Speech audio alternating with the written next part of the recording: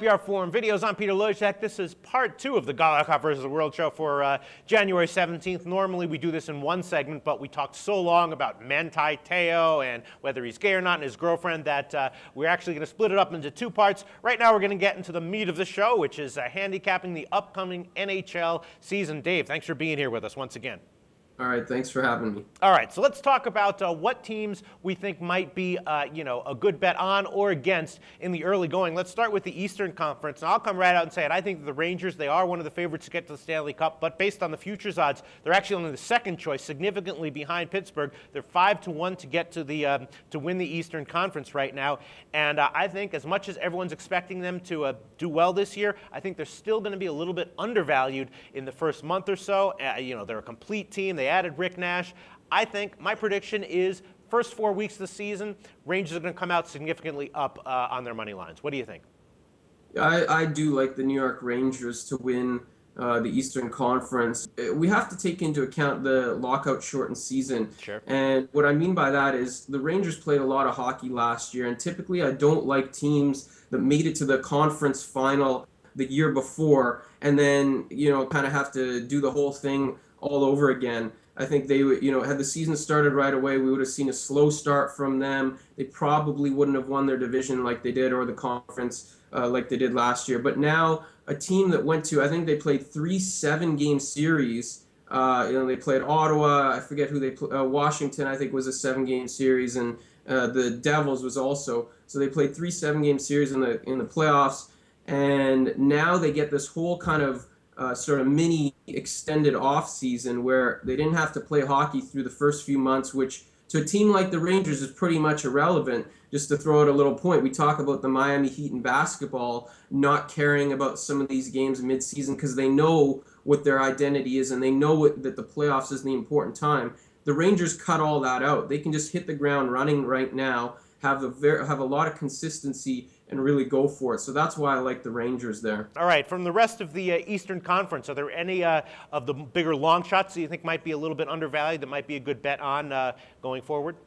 Yeah, so how I broke it up is we got the favorite, and then I've got a team that didn't make the playoffs in both conferences that I think is a worthy long shot to not only make the playoffs, but to potentially win their division and also win the Stanley Cup, as crazy as it sounds. And really, after the Kings winning the Stanley Cup last year, nothing should sound crazy.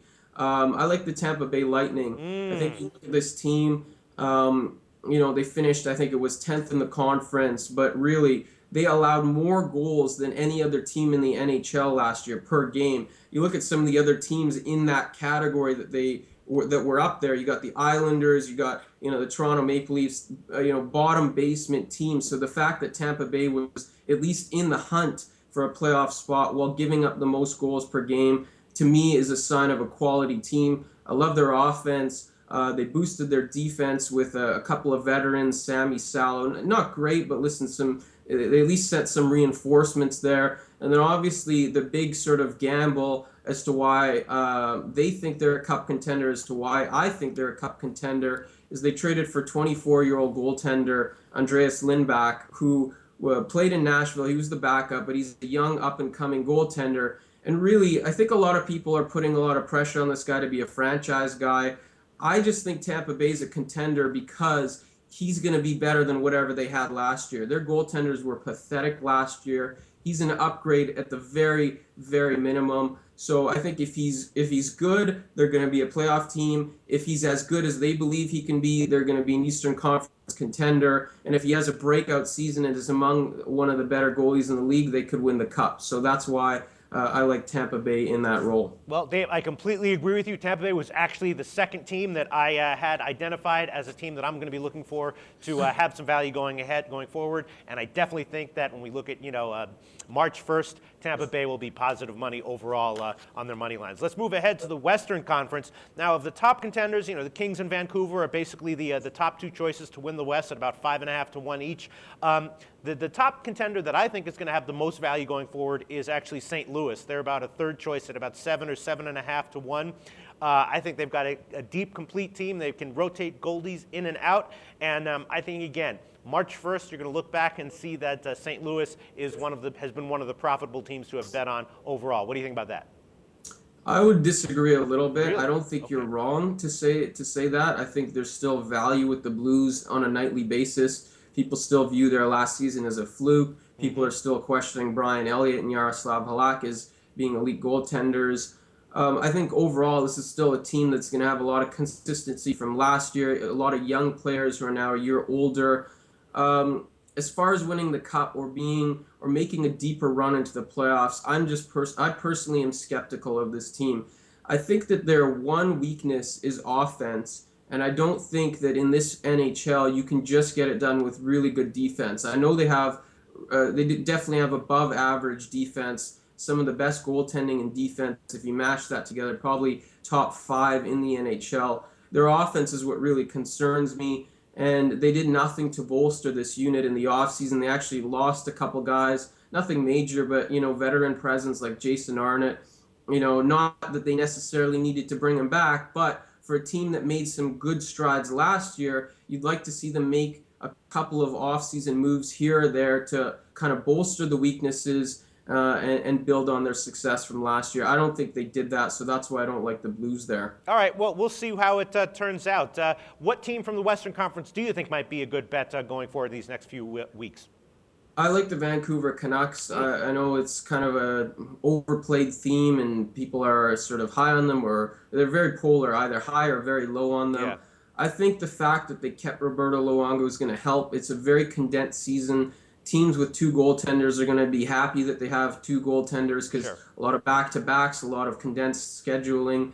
I think that's good. I think this is a team that, similarly to the Rangers, they needed that break. The Canucks went to the Cup final the year before, went to the conference final, I believe the year before that. They played a lot of hockey over the last couple of years, so getting an early exit out of the playoffs and getting a longer offseason helps them. There's a lot of consistency on this roster. They bolster their blue line with Jason Garrison. They get if they can get a good season from Ryan Kessler whenever he comes back, I think this team is very likely your Western Conference winner. Okay, and are there any teams in the entire NHL that you think might be a little bit overvalued that might be a good bet against in the next few weeks? Yeah, I'm not certain that the Philadelphia Flyers have helped their cause at all. I think that the Flyers, listen, they look good on the futures, they look good on paper, but goaltending is still an issue. Yes. It's a team that's going to score a lot of goals, but come playoff time, they're going to get exposed for that weak situation that they have in net. Chicago Blackhawks, similar case too. I'm just not sold on Corey Crawford or Ray Emery as goaltenders that can get the job done for them. All right, Dave, and then in the Western Conference, are there any underdogs you think might be a little bit undervalued going forward? Yeah, I like the Anaheim Ducks. I know this is one that might surprise a lot of people, but listen, if you're picking from teams that didn't make the playoffs, that can make it and make a big impact in the playoffs, I love the Ducks. Since the flip of the calendar, since the start of 2012, they actually finished with the 5th most points in the Western Conference. Bruce Boudreau came over and really lit a fire under that team. And I think when you look at the makeup of this team, similar to Tampa Bay, they've done what they needed to do in the offseason to sort of strengthen their weaknesses. Ducks have a great scoring unit, one of the best top lines in the NHL, decent second line with Solani leading the way. Hopefully some of their younger guys on the 3rd and 4th lines can continue to grow and provide the supportive scoring. But listen, a couple guys like Brian Allen and Sheldon Surrey will boost that blue line that collapsed at the very end of the season. Jonas Hiller, since the start of 2012, was one of the best goaltenders in the NHL. We know he's a former All-Star. We know he can carry a team to a Stanley Cup if he has enough help. And I think overall the Ducks will carry that momentum since how they played under Bruce Boudreau and how they started the 2012 calendar year. I think they carry that to this year and really become one of the surprises of the 2013 season. Dave, I have to say I agree with you again. I do think that Anaheim is going to be a little bit undervalued in the early going, and I think on March 1st we'll look back and they will be among the league leaders in terms of return on investment in the NHL. We will see, though. We'll check. We'll look into it and see how these predictions went. Thanks for doing this call with us, and anyone who's watching, don't forget that Dave will be previewing NHL games all season long, so look out for that right here at SBR Forum Videos. Thanks, Dave.